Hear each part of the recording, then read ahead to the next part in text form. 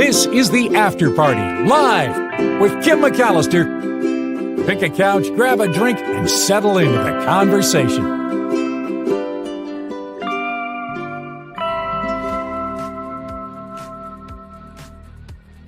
It is the After Party live on a Trivia Thursday, a creepy Trivia Thursday. Thank you guys for being here.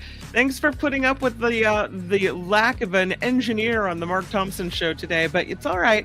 We got the videos in. I think we got the things in, and overall, other than the echo on Mr. Katz, I think it all worked out okay. Thank you for all the comments. I see you guys chit-chatting in here. Somebody looking for some Cheese Whiz. Love that, Yvonne. And looks like Ricky has a friend that we need to send good wishes towards. So sorry that's going on. I know there's always challenges, and I hope this show is a bit of a respite for everyone and a way to kind of dump your problems for a moment and just hang out together for a bit and consider interesting stories. And that is what I have for you today. There's a guy who has driven this old car for 35 years. It's a Geo Metro. Remember those? And finally, this old Geo Metro gave out. Like, it had absolutely had it. It was done. And so he thought, what better way to send the Geo Metro off into its graveyard than by dropping a giant pumpkin onto it. It's just a wacky story, but the video, well, I think this is worth it. Says that he drove his 1991. There it is. Oh, who saw that coming? That's pretty fantastic. The pumpkin weighed about 1,800 pounds. They hoisted it about 14 stories into the air with a crane and let her fly. And it just obliterates this Geo Metro, which is a little teeny tiny car anyway, but still, that was more damage than I saw coming. So they say 2,000-pound pumpkin, it's 1,800 some odd pounds, but still, yeah, I think we have to watch it again. Oh, yeah. That's pretty spectacular, I have to say. What better way to say "C'est la vie, Geo Metro, thanks for all the good times," than dropping a giant pumpkin on that thing? And it becomes kind of a show as well, because look at all the people who are out there who came out to see the very last moment this Geo Metro was intact. This happened to, it's 1,917 pounds. That was how heavy that pumpkin was. It happened in Utah. The man's name is Alan Gerbert. He's from Millville, Utah. And he said his Geo Metro is from 1991. And finally this year, it gave out. I mean, I have to say, it did have a nice long run, don't you think? Yeah. I mean, it went on for quite a while. Slow-mo. Nailed. I mean, just nailed it. I think I can watch that over and over again. So he says farewell in the spectacular fashion, and he does it at the Hee Haw Farms in Pleasant Grove, Utah. He said it's something we've talked about, me and my wife. We've talked about it for a long time, that this would be the best way for it to go, and it happened. So he said it's been kind of fun. And I mean, he did give the world a lot of entertainment there. So I like it. I have to say, I know that's a very heavy pumpkin, but I just didn't see it crushing the car in quite that way. Tammy says the falling turkeys. Oh, sorry. WKRP falling turkeys just flashed in my twisted brain. How many miles did he get out of that engine? Oh, he didn't say. 35 years, though. That's a long time. It was not still functional. After 35 years, it finally gave out this year and stopped running. Probably not worth fixing a car that old, or maybe, that had a lot of things wrong with it. So, why not? Why not? Uh, but how fun. Nullifidian said, I saw a video of elephants smashing giant pumpkins by stepping on them. Yeah, totally nuts. Crazy. So I do want to share that with you. Also, I have some other stories to bring your way, including this one about zombie worms. And I'm sorry to show you the picture of, oh, you know what? These are zombie worms, but I think I have an even creepier picture of zombie worms.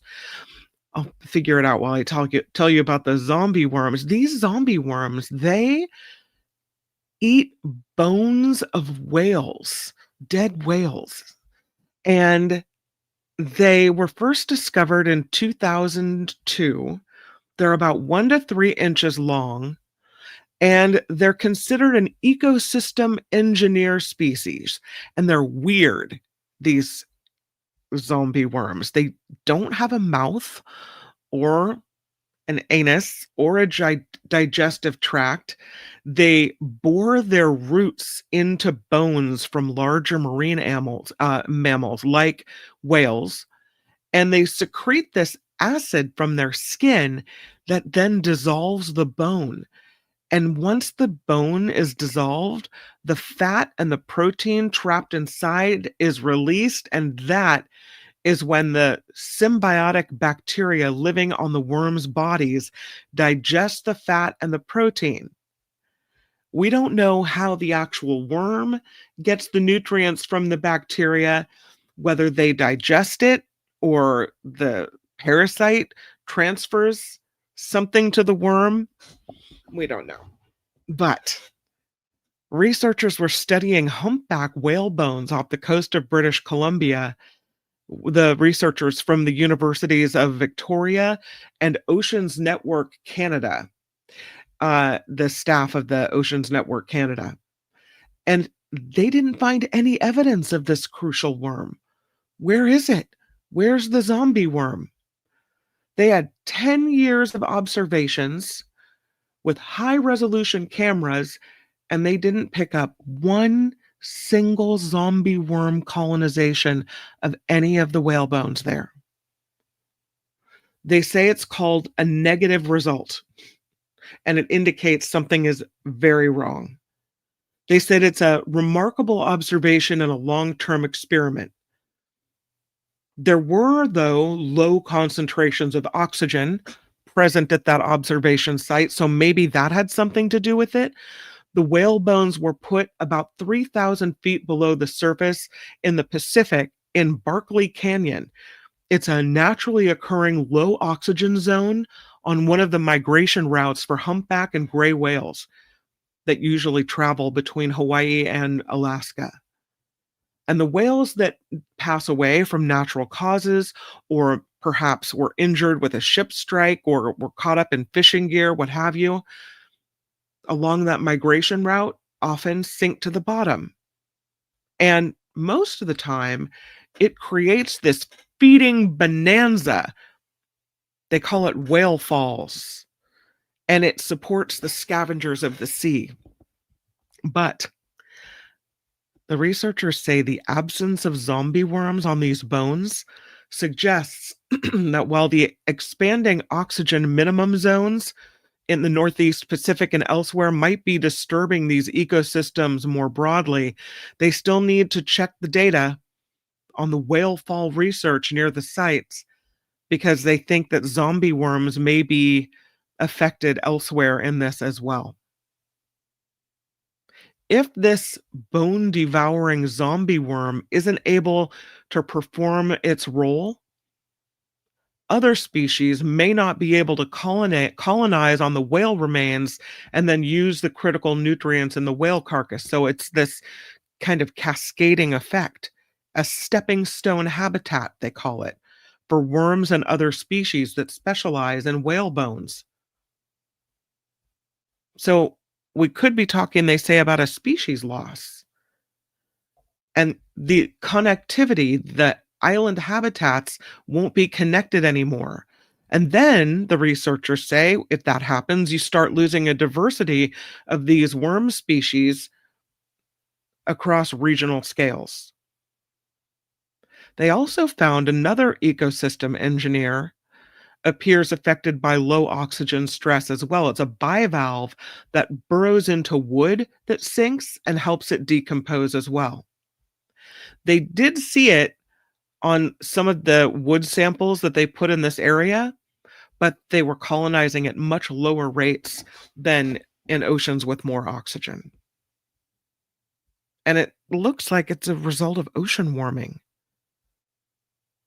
So it could be troublesome, bad news for the woodfall ecosystems and the whale fall ecosystems in the Northeast Pacific. They're going to look at it. They're going to keep looking at it. They'll be monitoring other sites with high def video and remotely operated vehicles trying to collect some environmental data on this. But that's a bummer. Who knew? Did you know there were zombie worms that ate bones? I'll do this story and then we'll get to trivia because I know you guys like trivia a little earlier than normal. So we'll do that. This is obviously dinosaur, but it's a tiny T-Rex.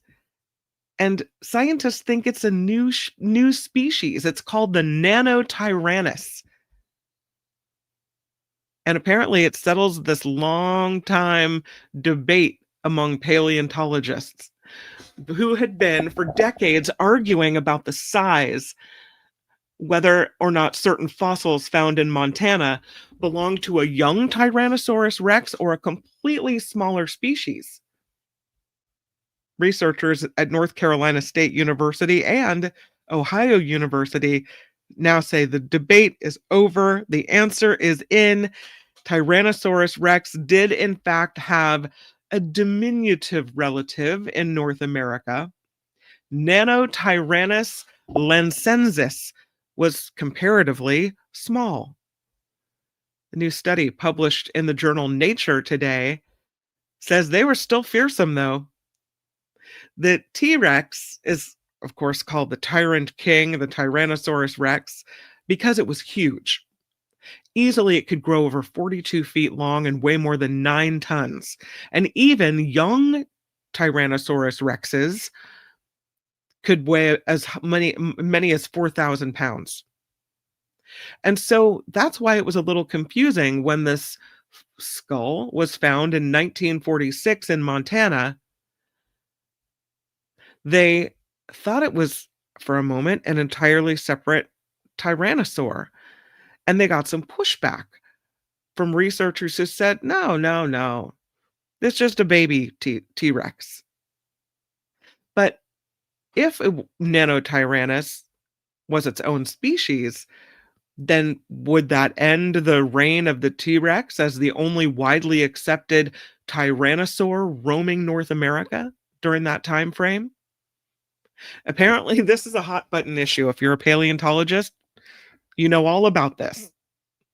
It's been an acrimonious debate. So recently, during an expedition back to the area in Montana in question, an exceptionally preserved, skeletally complete tyrannosaur specimen was found and excavated.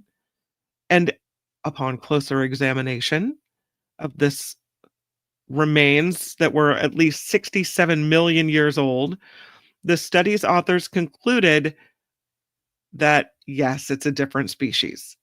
That this set of remains they found, in addition to the 1946 skull, belonged to Nanotyrannus.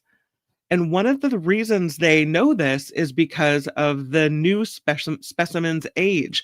They did a morphological analysis of its bones, which indicates it was fully grown. It wasn't a baby anything. If it were to have been a juvenile, the skeleton would still be developing. They also did some modeling that led them to believe Nanotyrannus displayed different bone growth trajectories than T-Rex did as well. Then they re-examined the previously discovered specimens and they determined Nanotyrannus genus possessed at least 2 distinct species. So it's a lot smaller than the big T-Rex. An adult Nanotyrannus only grew to a length of about 18 feet and weighed about 1,500 pounds, where its larger cousin evolved for brute strength with thick legs and a bone-crushing bite. Nanotyrannus had a different approach when hunting prey. It had longer legs and strong arms. It was more agile and fast, and it could more quickly ambush its prey. So the paleontologists now say the confirmation of Nanotyrannus's existence means the Tyrannosaurus rex had some company for about 1 million years leading up to the Cretaceous Paleogene extinction event.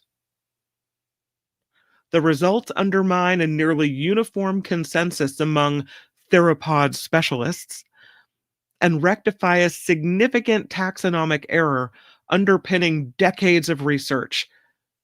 They say the impact is beyond their ability to summarize. So, in the world of paleontology, this be big.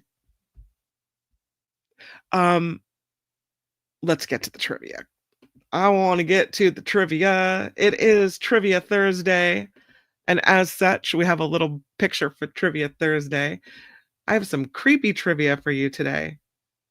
Oh gosh.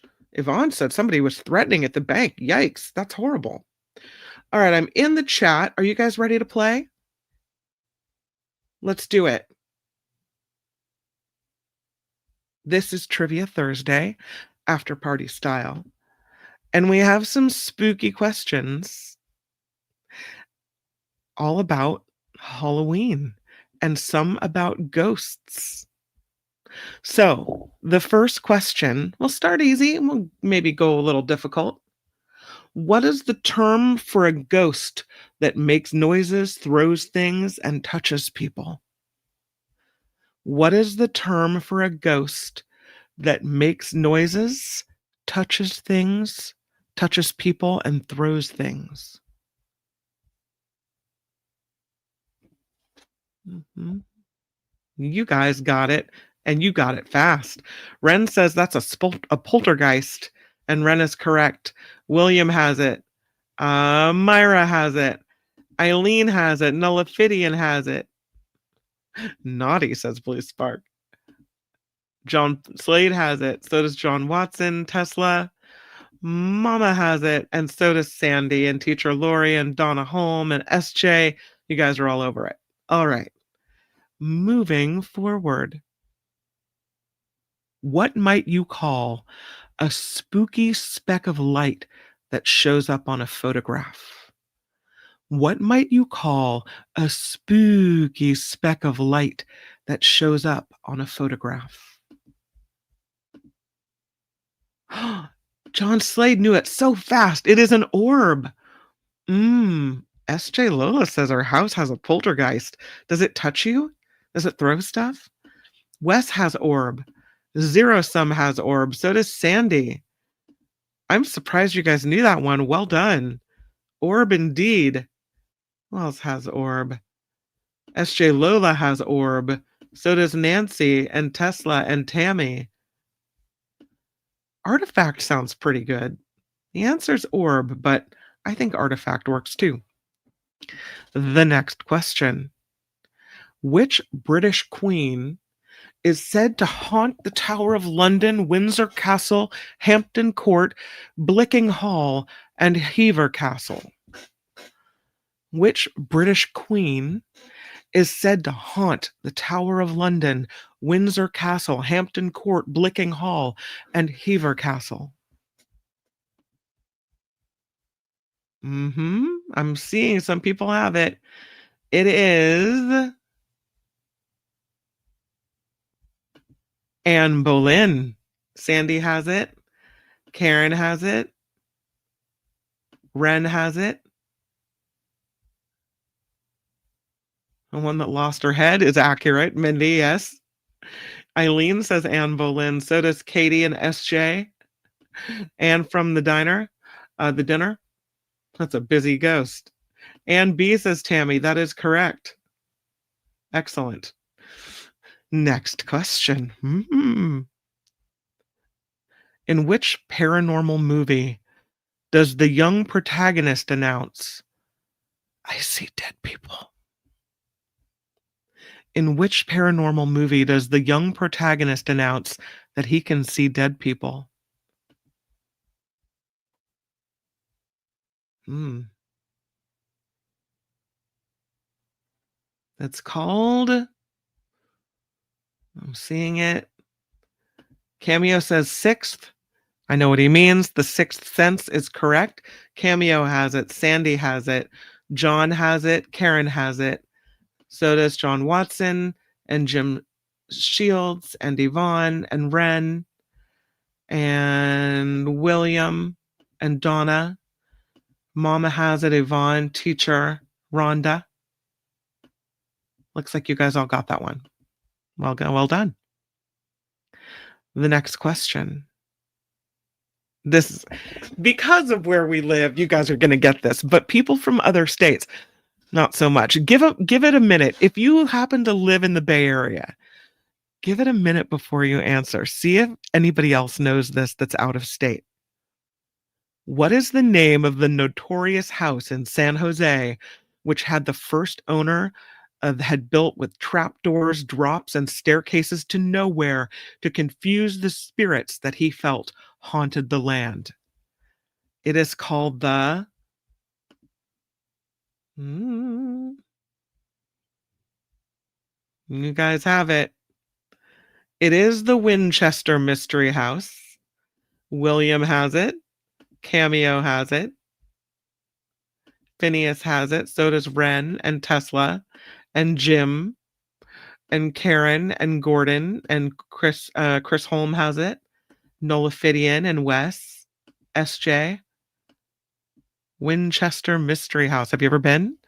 They have a whole big thing they do on Halloween. And recently they found another secret room there as well. Super creepy. The Flying Dutchman is not a human ghost, but the spirit of what non-human object? The Flying Dutchman is not a human ghost, but the spirit of what non-human object?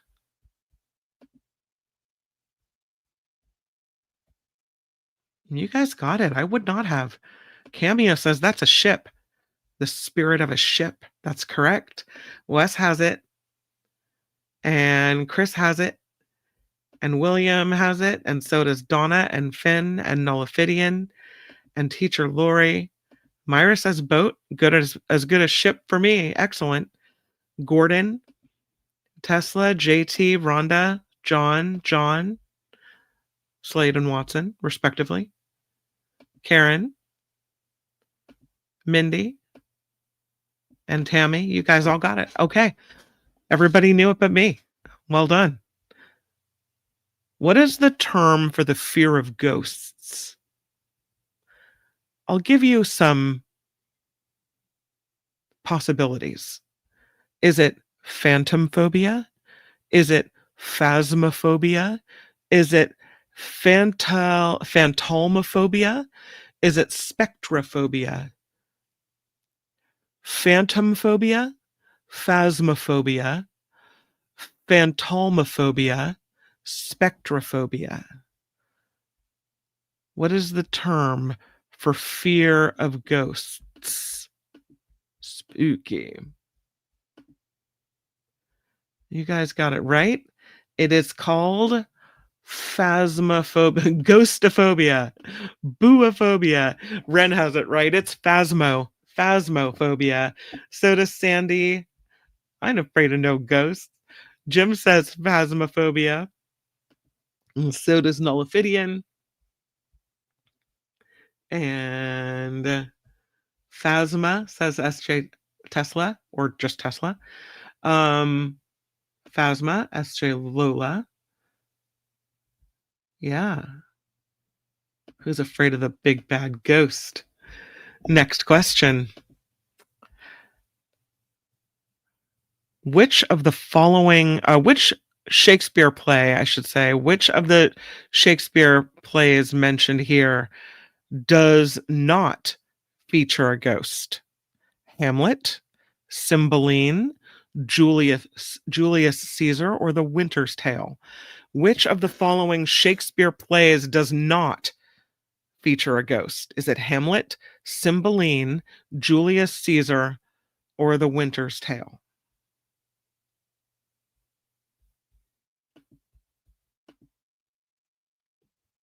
Mhm. It is, as John Watson says, The Winter's Tale. That is correct. Yes. Myra has it as well. Well done. Next question. And we just talked about this. Was it Tuesday? We just talked about this. So it's kind of like class review, right? Which of the following ghosts might you encounter at the infamous Ancient Ram Inn in the UK? Which of the following ghosts might you find at the infamous Ancient Ram Inn in the UK? Would you find a crying boy, a legless soldier, an accused witch, or all of the above? Ancient Ram Inn. What kind of ghost would you find? A crying boy, a legless soldier, an accused witch, or all of the above? I'm going to the chat. The answer, I see a lot of alls. Ren has it right. It is an accused witch. An accused witch is the correct answer. No, thank you. We just did a bunch of creepy places, Ren. I'm glad you knew the answer, though. That was good. Wonderful. Okay, the next question is, at which fictional haunted house would you meet ghosts Thomas, Kitty, Robin, Mary, Julian, and the captain? So the ghosts would be Thomas, Kitty, Robin, Mary, Julian, and the captain. Would you meet them at the Hill House, the Button House, the Montgomery Estate, or the Castle of Otranto? What fictional haunted house would you meet those guests in? The Hill House, the Button House, the Montgomery Estate, or the Castle of Otranto?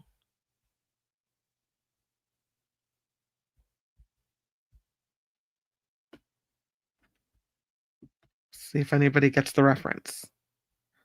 No clue on this one, says Sandy.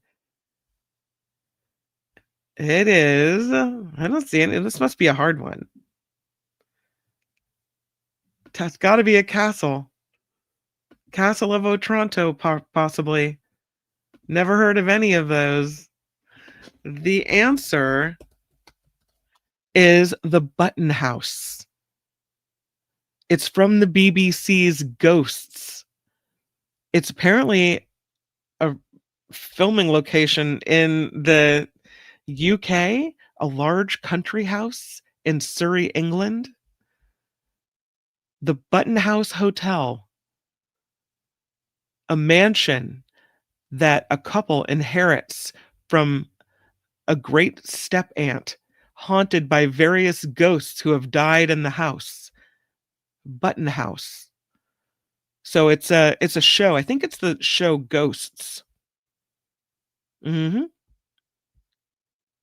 Next question. How about this? Stephen King was inspired to write The Shining after staying just one night at the Stanley Hotel.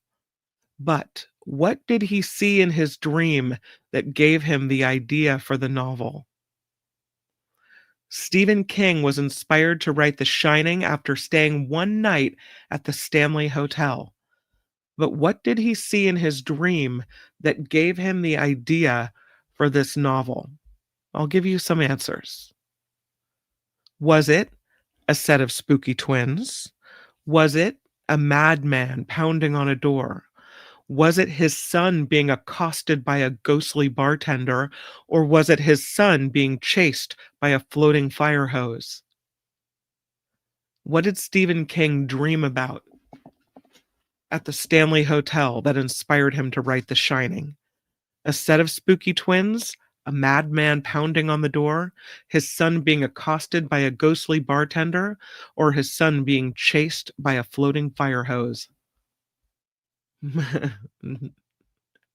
It was the fire hose. It was the fire hose. I'm going to scroll back a little bit. Oh, I see. It was the fire hose. Who had it first? I'm looking. Spooky Twins would have matched the movie. Ren says fire hose. JT says fire hose. Who's probably high, says Eileen. Or says John. Fire hose, says William. Fire hose is weird, says John Slade. And yet, that's what he dreamt of, and that's why we have The Shining. So there you go. Oh, another question based on information we've already covered in class. Poveglia Island in Italy is one of the most notorious paranormal sites in Europe. Which of the following ghostly cliches has not ever been present on that island? Was Poveglia Island a quarantine station, an asylum, a hospital, or a prison? So which of those was it not? Poveglia Island. I might even still have my picture of Poveglia, although it might give it away. Which was it not? Oh, I do have my picture. There it is. Poveglia, Italy. Was it not? Which one was it not? A quarantine station, an asylum, a hospital, or a prison?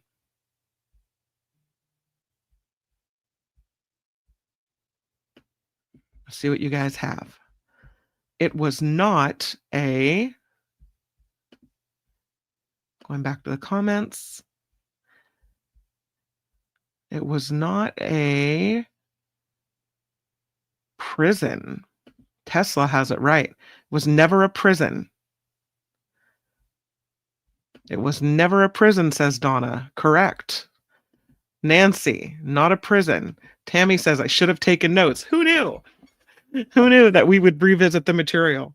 Mama says it wasn't a prison. Rhonda has it. John Watson has it.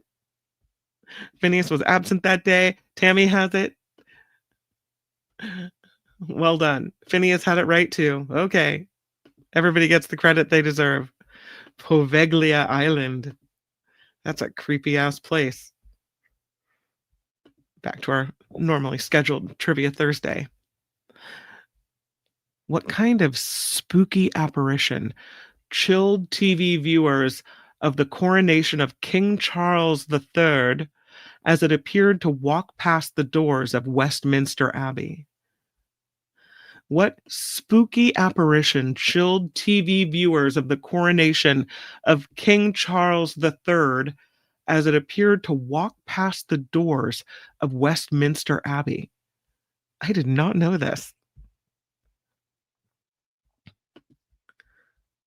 The answer is... Oh, these are going to be good. Camilla, the ghost of Camilla, the ghost of Diana, a ghost of Princess Di, a door guard, ghost of Henry VIII, Diana, lots of Dianas, ghost of a little boy, ghost of a guard, ghost of a dead oxen, a hobo. The answer is the Grim Reaper. That's what it looked like. I wonder if I can find a picture of it. Nah, probably take me too long. The ghost of Christmas past. Queen Elizabeth. All right. Next question. What's the percentage of Americans that believe ghosts exist? What percentage of Americans believe that ghosts exist? Do you know how many of us, percentage wise, think that ghosts exist? Hmm.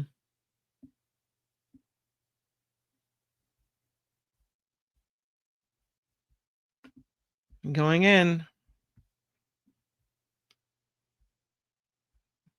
80% says Gordon. Cameo says it's in the 60s, 70s, 80s. JT is close, really, really close. The correct answer is 41% of Americans believe that ghosts are real. So JT is 39%, William is 37%, Tammy has 35, Mama has 33. Almost 50%, says Eileen. Not too far off, actually. Less than I thought, said Ren. Yeah, it's a hard one to guess, but I think that the answer is pretty interesting. True or false? Pliny the Younger, and I'm not talking about the beer, Pliny the Younger described seeing ghosts in the wreckage of the Mount Vesuvius eruption in a letter to Roman Emperor Titus. Was it true or was it false? Pliny the Younger described seeing ghosts in the wreckage of the Mount Vesuvius eruption in a letter to Roman Emperor Titus. The answer is true or false? The answer is false. John Watson, the first to say it. That is not true. Zero Sum says that be false. Teacher Lori says F for false. She just likes giving out the Fs.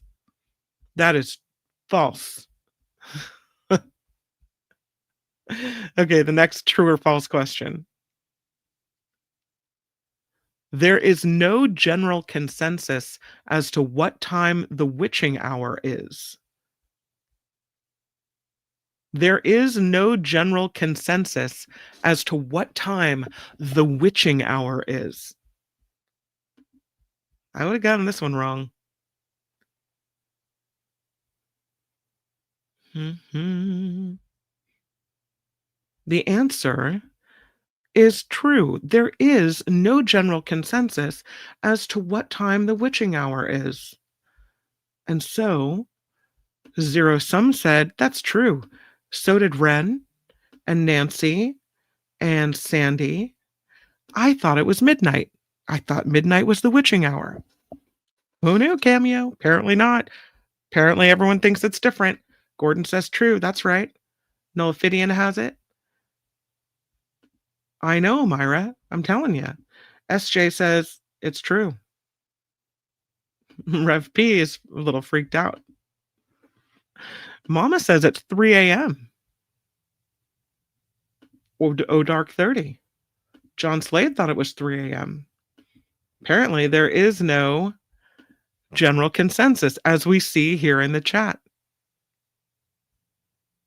The infamously spooky island of the dolls in Mexico is actually a UNESCO World Heritage Site. Is it true or false?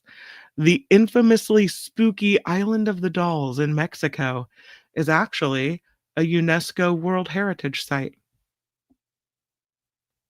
True or false? And the answer is true, says Cameo. Right. Gordon, true. Nancy has it. Myra has it. So does John Slade and Ren. Well done. Tammy has it. As does Mama and Phineas and Zero. Is it next to Valley of the Dolls? Perhaps it is.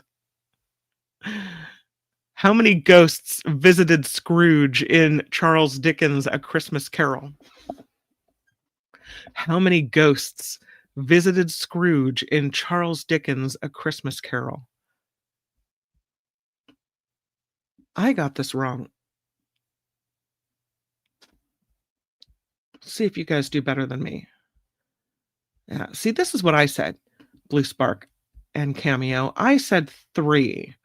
I said it's what? The Ghosts of Christmas Past, the Ghosts, I don't know, I can't even think of them all. The Ghosts of Christmas Future, right? The answer is not 3, the answer is 4. Clearly, I would have gotten that one wrong, and did.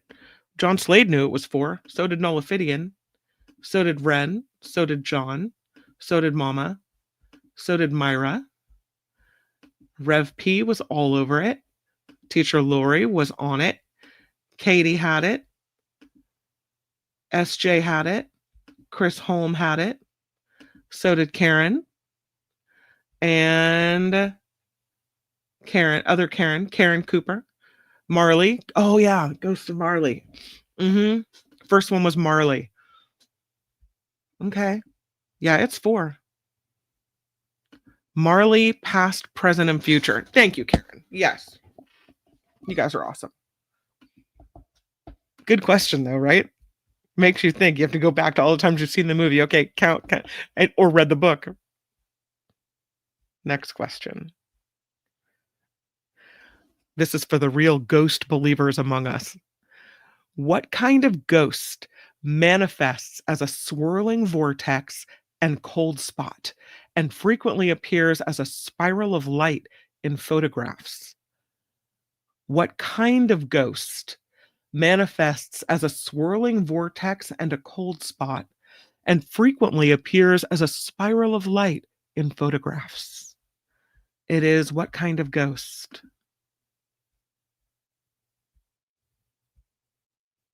A sundog? A specter? An apparition? A scary one. I'll go with that. A lot of specters. A whirlwind, says Blue Spark. A tornado ghost. That's a good answer. Zero Sum says, yeah, tornado. Very scary one. The answer is a tunnel ghost. A funnel ghost with an F. A funnel ghost. What does FBA? F as in Frank, B as in boy, A as in apple. What does FBA stand for in paranormal circles? Yeah, I got an FBA over here. I hadn't either. I don't think you guys are gonna get this one. Yeah, I'll give it to you, Cameo. The word apparition is in this. William has it. Full body apparition. That's what it means. Full body apparition. I mean, like the whole ghost shows up, not just the head.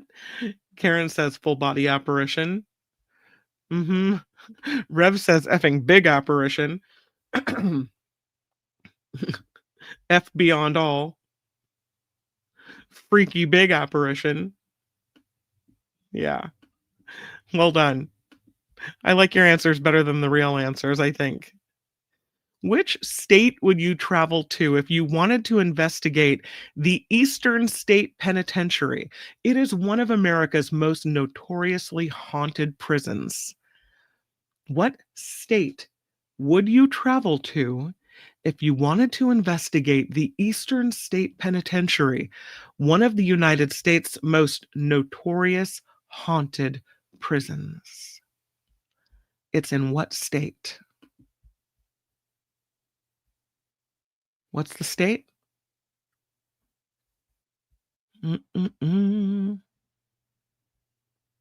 It's funny.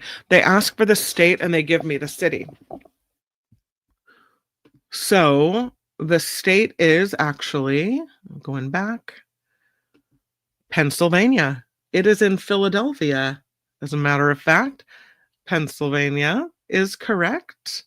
Myra also had it, as did John Slade and Donna and Zero and Sandy. Yeah. Good job. I think that was a good one. All right. These might be a little challenging, but no, I'm gonna move toward the fun ones. Okay. What vegetable was once thought to have supernatural powers on Halloween? It's not a pumpkin. What vegetable was once thought to have supernatural powers on Halloween? Mm, not a pumpkin, not tomatoes, nor apples, nor onions. Oh, I could see that being a garlic. Ooh, good answer, but no. No turnips, nor beets, nor carrots, nor rutabagas. I like that answer though. Not eggplants, not corn, not mmm. John Slade is close. The answer is cabbage. Cabbage was thought to have supernatural powers on Halloween. Who knew? Okay, this is random knowledge, and someone might know this. What is the significance of bobbing for apples on Halloween? What is the significance of bobbing for apples on Halloween?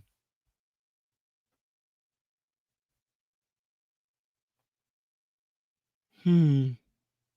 Why do we do it? Why do we stick our face in a big tub of water and try to glom onto an apple? Let's see. To prove you aren't a witch, says Tammy. To keep away the scurvy, says Zero. Mm. Dunking of witches to make them talk. The drowning of witches. Hmm. Drowning witches to spread germs. To prove you weren't a witch, to get a treat, to wake you up. Lots of to make sure you're not a witch. Okay, here's the answer. And now we'll all know it. The answer is it was originally a fortune telling game where it was believed that the first person to catch an apple would be the next to marry. So it's kind of like catching the bouquet at a wedding. First one to bite the apple, first one to get married. Don't want that apple. Just don't bite down. Okay. How about this one? Who brought the Halloween tradition to the United States? What group of people brought the Halloween tradition to the United States?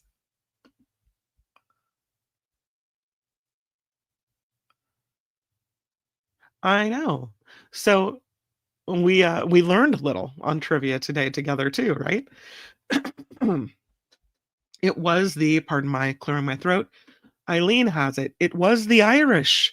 Yes.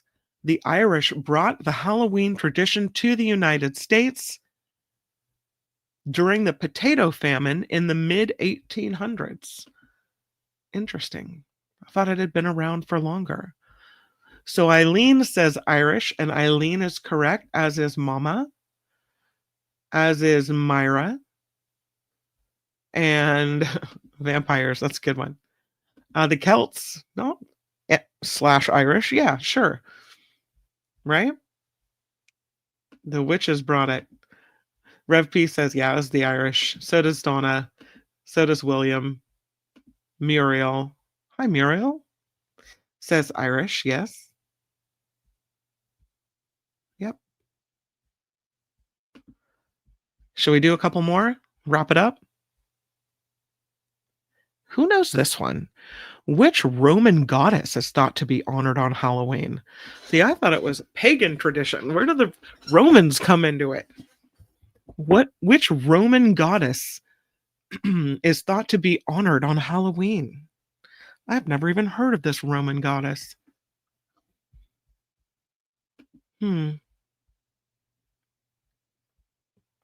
Athena? Diana? The answer is Pomona. Is Pomona the goddess of the harvest cameo? Let's find out.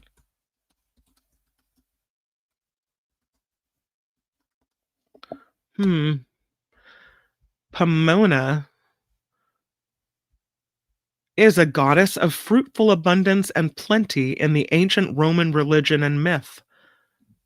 So I guess she's kind of, yeah, she's a goddess of fruit trees, gardens, orchards, symbolizing abundance and plenty. She's often depicted with a pruning knife, associated with the flourishing of fruit rather than the harvest itself. So, Pomona is the one we celebrate on Halloween, allegedly? I've not heard that before. Why do some people wear their clothes inside out on Halloween? Why do some people wear their clothing inside out on Halloween? I know it is. Now we know it's also a Roman goddess. Next time you're cruising past Pomona, maybe stop and buy some fruit. I don't know. Why do some people wear their clothes inside out on Halloween? Cheap costume. No. Dressed in a hurry to shake off the spirits. Kind of, yeah. To confuse the spirits, says Mama. Laundry day? Your answers are better than the real ones, I think. So the spirits won't haunt them. The answer is they believe they'll see a witch at midnight. So if they wear their clothes inside out, it protects them from seeing a witch at midnight.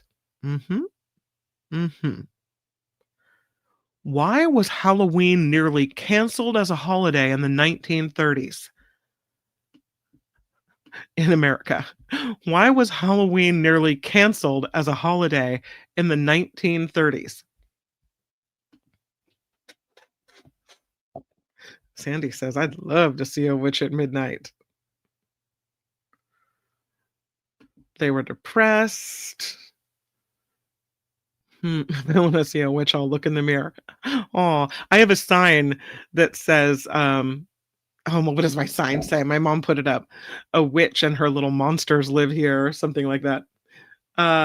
Because the church thought it was demonic. Now, see, here's the thing, John Slade. I would have gone with you on that because I would think America, religion. But interestingly, this does not have to do with religion. Zero Sum says it's because it was pagan. Sandy says the Depression. Myra says because it was thought to be evil. Religion. Prohibition, says Rhonda. Depression. Shortage of sheets. That's actually a really creative answer, Tammy. Too much outhouse tipping. Bingo! Donna Holm is narrowed in on the answer. Pranksters and vandals were causing millions of dollars of damage to U.S. cities on Halloween night. So in the 1930s, America almost clamped down and put the cancellation on Halloween because vandals were running amok and causing too much damage on Halloween night. Which, by the way, is why we trick or treat. For homeowners to reward pranksters for not vandalizing their homes on Halloween. That's the whole point. Did you know? I did not know. Okay. Let's do this last question, and then we'll move on. What year did It's the Great Pumpkin, Charlie Brown first air? What year did It's the Great Pumpkin, Charlie Brown first air? Mama says, those pesky kids. Jacob and I just watched this together. Cameo says 1966. Cameo is correct. First aired before I was born. Well before, in 1966. Donna also says 66. And I got a lot of 67s. 66 would be the correct answer.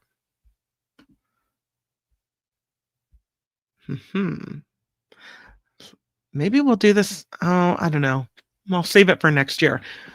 There's some really good Halloween movie trivia, which I know you guys would love. We'll do it next time. We're running out of time. but we'll do it next time. I will tell you, instead of asking you, though, why the question was, why are the Halloween colors orange and black? Why are the Halloween colors orange and black? And the answer is because I had it a moment ago. Orange is for pumpkins and harvest. Black represents night, death, or darkness. I mean, orange, maybe we could have figured out. Black, I don't know. Orange is for pumpkins and harvest, and black represents night, death, or darkness. And with that, we bring this episode of Spooky After Party Live Trivia to a close. Thank you so much for playing. Tea break. I hope you had as much fun with that as I did. And yeah, thought it was fun. Tonight at 5 p.m., it is the Nikki Maduro Show. Cocktails, mocktails, politics, you name it, we got it. It's going to be fun, and I really hope you will join us. That is the Nikki Maduro Show. Here's how to spell it. I have it. The Nikki Maduro Show, 5 p.m. So I'll see you in almost no time at all. Before we go, I did want to play one more piece of creepy video. And it involves bats. There is a new study. Let me bring up the video for you. Where rats are caught on camera hunting bats in mid-flight. Did you know that rats could do this? Apparently, these are some seriously predatory rats. And I have to show it to you. Check it out. This is weird. So you see the bats flying by and the rat just sitting on this window ledge, like, watching them fly by, not just watching. This rat's a predator. Check it out. Oh, got one. You would think in the scheme of who would win, a bat would win over a rat. I don't really want to watch the munching of the bat. Could you believe that? Yeah. That's this new study. Scientists record these predatory rats at work for the very first time. It's the first time a brown rat has been caught on camera actively hunting bats. This rat, as you just saw, grabbing a snack at a hibernation site for bats in Germany. They say it's impressive, but also it doesn't bode well for bats. The study recently published in the journal Global Ecology and Conservation, they say rat predation, being predators, may cause enough damage to significantly threaten local bat populations. The brown rats, the very same, scurry around New York City, the subway stations. They're also called Norway rats. They are highly adaptive, they are excellent breeders, and they live where humans live. And they're really, really smart. They can think ahead. They can find solutions to problems. They can, did you know this? Beat AI at recognizing hidden objects? Some say they can even learn their own names. And they're also excellent hunters. The researchers in this study set up thermal and infrared cameras to keep tabs on 2 bat hibernation sites in the towns of Segeberg and Lüneburg, Kalkberg, Germany. The 2 main species at the site, furry short-eared Daubenton's bat and a lighter-colored Natterer's bat. And they analyzed camera footage captured over several months between 2021 and 24 during the times when the bats were the most active. The footage revealing this new apex predator in the brown rat. They had 2 distinct bat hunting strategies, some standing upright as they grabbed the bats midair, others closing in on the bats as they rested on the ground. 13 of these kills were caught on camera. This is not an anomaly. 13 times they killed the bats, these rats. Researchers cataloged a total of 52 rat-ravaged bat carcasses scattered across this cave. Similar findings in the other location as well. They say while that might not seem like a ton of bats, they calculated that even a small rat colony, about 15 rats, could kill upwards of 7% of the 30,000 bats that spend their winters in this area. It's a problem, they say, for both bats and for people. Managing these bat-murdering rats reduces the potential public health impacts as part of a health strategy that considers the health of humans, animals, and the environment together. Yeah, I thought that was a pretty crazy video. Should we watch it one more time? Hold on. I have it. There it is. Just looking. Looks like just hanging out on the windowsill. And then it doesn't take much time to find one. All it takes is one flying a little too close to the windowsill and gone. All right. Well, I'll leave you with that uplifting story. Please join me down below for the Nikki Maduro show at 5 p.m. Cocktails, mocktails, politics. We're going to have a really good time. And until we meet again, make it a great rest of your Thursday. The After Party Live would like to thank the following contributors and viewers like you.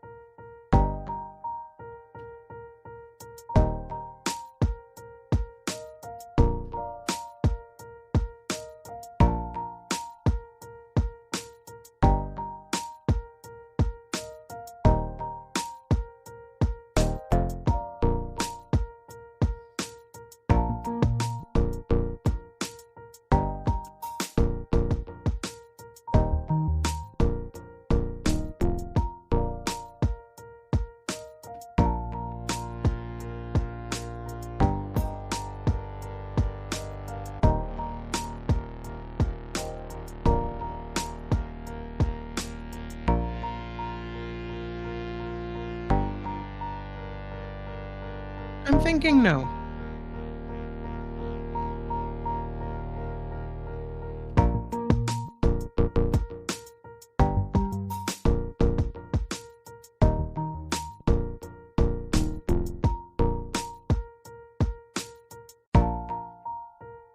Thank you, Wes, for the contribution today.